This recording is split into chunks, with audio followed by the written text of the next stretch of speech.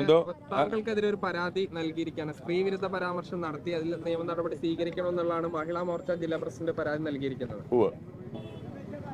അത് കുഴപ്പമില്ല. എന്താണ് ആ പരാതി, എങ്ങനെയാണ് ആ പരാതിയെ സംബന്ധിച്ച് ഞാൻ ഈ പാലക്കാട്ടേക്ക് വരുമ്പോൾ കണ്ട ആദ്യത്തെ ഫ്ലക്സ് എന്ന് പറയുന്നത് NDAയുടെ ഒരു ഫ്ലക്സ് ആയിരുന്നു. മടുത്തു വിവാദ രാഷ്ട്രീയം, നമുക്ക് വികസനം സംസാരിക്കാം എന്നും പറഞ്ഞാണ് തുടങ്ങിയത്. മാറാത്തത് മാറുമെന്ന്. ഒന്നും മാറിയിട്ടില്ല. വികസനത്തെക്കുറിച്ച് ഒന്നും പറയാനില്ല. എങ്ങനെ വിവാദമുണ്ടാക്കാം, എങ്ങനെ പ്രശ്നങ്ങൾ ഉണ്ടാക്കാം എന്നുള്ളത് മാത്രം നോക്കിയാണ് ഇരിക്കുന്നത്. വളരെ മാന്യമായി, ഏറ്റവും കൃത്യമായി, ആരെയും മോശം പറയാതെ പ്രചരണം നടത്തിക്കൊണ്ടിരുന്ന എന്നെ വഴിയിൽ തടയുകയും, തടഞ്ഞതൊരു സ്ത്രീയാണ് എന്ന കാരണം കൊണ്ട് മറുപടി ഒരു അക്ഷരം മിണ്ടാതെ കൈ പുറകിക്കേട്ട് നിന്ന് പോവുകയും ചെയ്തു. അങ്ങനെ ഞാൻ പോവുകയും ചെയ്ത ശേഷവും ഒന്നും കിട്ടുന്നില്ല എന്ന് കണ്ടപ്പോൾ പഴയ കാര്യങ്ങൾ, അതുവരെ ഒരു കുഴപ്പവും ഇല്ലാതിരുന്ന കാര്യങ്ങൾ എടുത്തു വന്നുവെന്ന് ഞാൻ സ്ത്രീ വിദ്വേഷ പരാമർശം നടത്തിയെന്നും പറഞ്ഞ് കൊടുത്തിരിക്കുന്ന ഒരു കേസാണ്. ഇത് കണ്ടുകൊണ്ടിരിക്കുന്ന എല്ലാ മലയാളികൾക്കും മനസ്സിലാകും ഇത് ഒരു ഒരു ഒരു കെട്ടിച്ചമച്ച കേസ് എന്നുള്ളതിനപ്പുറം ഇതിനകത്ത് ഒന്നും തന്നെ ഇല്ല. എങ്ങനെയാണ് ഞാൻ എല്ലാ മാധ്യമങ്ങളുടെയും മുന്നിൽ പബ്ലിക് ഡൊമൈനിൽ പറഞ്ഞ കാര്യങ്ങൾ മാത്രമേ ഉള്ളൂ.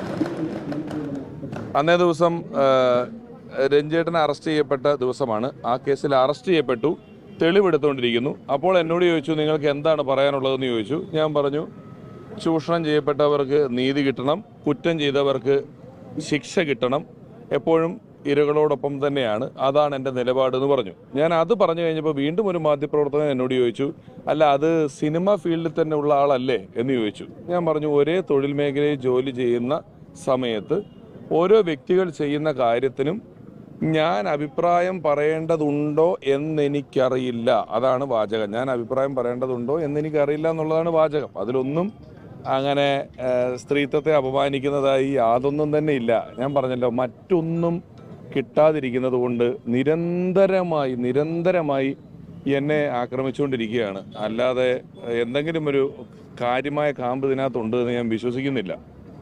താങ്കളുടെ ഒരു വ്യക്തിപരമായി ഒരു മോശക്കാരനാക്കാൻ ശ്രമമാണോ?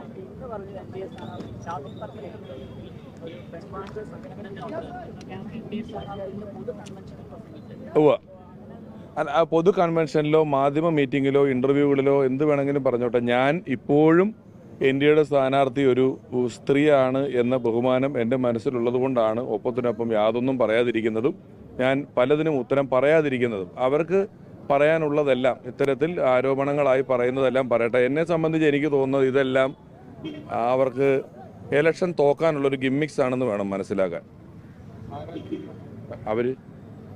അല്ലാതെ ഇങ്ങനെയൊക്കെ ചെയ്യും. ഒരു തെറ്റ് വഴിയിൽ ഒരാൾ തടഞ്ഞു കഴിയുമ്പം അയ്യോ അങ്ങനെ ചെയ്യാൻ പാടില്ലായിരുന്നു, ആ ചെയ്തത് മോശമായി പോയി എന്ന് പറയുന്നതിന് പകരം ഇത്രയും വലിയൊരു ആരോപണം ചെയ്യേണ്ടതുണ്ടോ?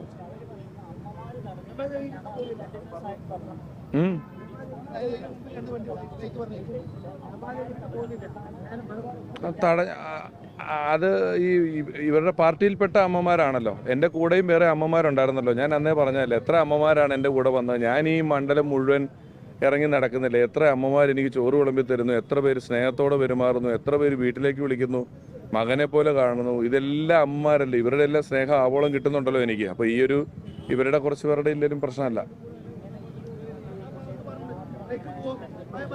അതാണ് പറയുന്നത്. എനിക്ക് വേറെ വിഷയങ്ങളുണ്ട്. എനിക്ക് വേറെ ഒരുപാട് വിഷയങ്ങൾ ജനങ്ങളോട് സംസാരിക്കാനുണ്ട്, ഒരുപാട് വിഷയങ്ങൾ ജനങ്ങളിൽ നിന്ന് കേൾക്കാനുണ്ട്.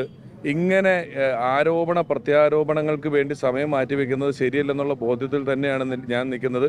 ഇപ്പോഴും നമ്മളിത് ചോദിക്കുന്നുണ്ടെങ്കിലും നിങ്ങൾക്കും ഇത് കേട്ടുകൊണ്ടിരിക്കുന്നവർക്കും എല്ലാം ഈ പരാതി എന്തിനാണ് കൊടുത്തിട്ടുള്ളതെന്നും എന്താണ് അതിൻ്റെ പിന്നിലെന്നും ഈ എന്നെ തടയുന്ന വിഷയം ഉണ്ടാകുന്നതൊരു ഇല്ലാതിരുന്നൊരു വിഷയം ഉണ്ടാക്കി പറയുകയാണ്. അപ്പം എന്താ പറയാ, പറഞ്ഞോട്ടെ, അല്ലാണ്ട് ഒന്നും ചെയ്യാൻ പറ്റില്ല.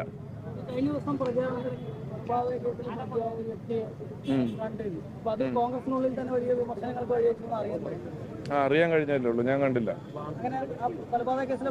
എനിക്കറിയില്ല. ഞാനിപ്പോൾ ഇവിടെ എൻ്റെ ചുറ്റും ഏകദേശം ഇത്ര ആൾക്കാർ നിൽക്കുന്നില്ലേ. ഇതിൽ ആരൊക്കെ എന്തൊക്കെ ഇതിന് മുമ്പുള്ള കാലങ്ങളിൽ ചെയ്തിട്ടുണ്ടെന്നുള്ളത് എനിക്കും അറിയില്ല, നിങ്ങൾക്കും അറിയില്ല. ചിലപ്പോൾ ഈ സ്റ്റില്ല് ഫോട്ടോ കിട്ടിക്കഴിഞ്ഞാൽ നാളെ നിങ്ങൾ ഇതിനകത്ത് ഇദ്ദേഹം എന്തെങ്കിലും ചെയ്തിട്ടുണ്ടെന്ന് നാളെ പറഞ്ഞാൽ എനിക്ക് അറിയില്ലല്ലോ. അത്രേ ഉള്ളൂ. ഇപ്പൊ ഞങ്ങൾ നടക്കാം, ഇതിനകത്ത് ഒരാൾ നടന്നാലും അതെ, നടന്നതിന്റെ സ്റ്റില്ലാണത്. അതെ, തൊട്ടടുത്താണ്. ഇവരൊക്കെ എനിക്ക് ഇദ്ദേഹത്തിനെ അറിയില്ല, എനിക്ക് ഇദ്ദേഹത്തിനെ അറിയില്ല. എനിക്ക് അതിന്റെ ഉത്തരം കഴിഞ്ഞു.